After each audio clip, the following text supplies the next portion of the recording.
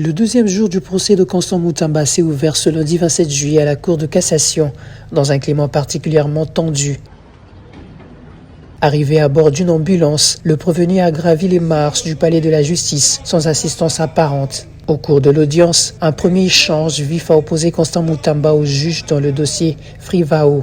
La Cour lui a retiré la parole pour la donner à un autre intervenant, une décision qui a provoqué l'indignation du prévenu, réclamant une conduite équitable de débat. À la suite de cette tension, l'ancien garde de Sceaux a quitté la salle d'audience. Constant Moutamba dénonce des fausses mentions introduites par le grief dans sa citation à comparaître. Il fustige également le refus du tribunal de grande instance de la Gombe d'enregistrer sa plainte. Ils se sont décidés de ressurgir un dossier qui avait déjà été clôturé.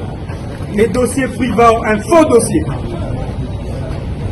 Ils ont pris l'ancien cordon Chansard comme un colis, comme une marchandise. L'affaire était déjà clôturée.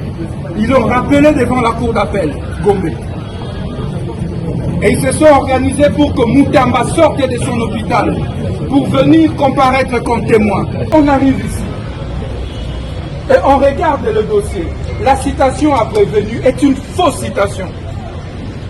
Chers compatriotes, qui reprend des fausses mentions m'attribuées. Les greffiers de la Cour de cassation, messieurs Kinakina, et qu'ils sachent que nous allons le pourchasser jusque dans sa tombe. Estimant que son droit de soulever les exceptions de procédure lui est dénié, il assure ne pas vouloir cautionner ces irrégularités. Mes chers compatriotes, les tribunaux de grande instance refusent de réceptionner la plainte. Ça veut dire la citation directe d'un citoyen, d'un justiciable. Vous avez déjà vu ça où? Et la Cour nous refuse le droit de soulever des exceptions et des moyens à notre disposition, des préalables. Et donc, pour ça, nous refusons de cautionner l'arbitraire. Qui me condamne à mort, je boirai la ciguë comme Socrate et je mourrai pour la justice et la vérité.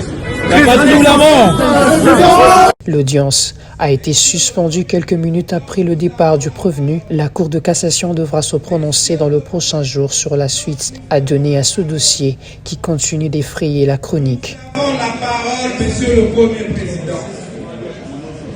Monsieur le Premier Président, j'ai tout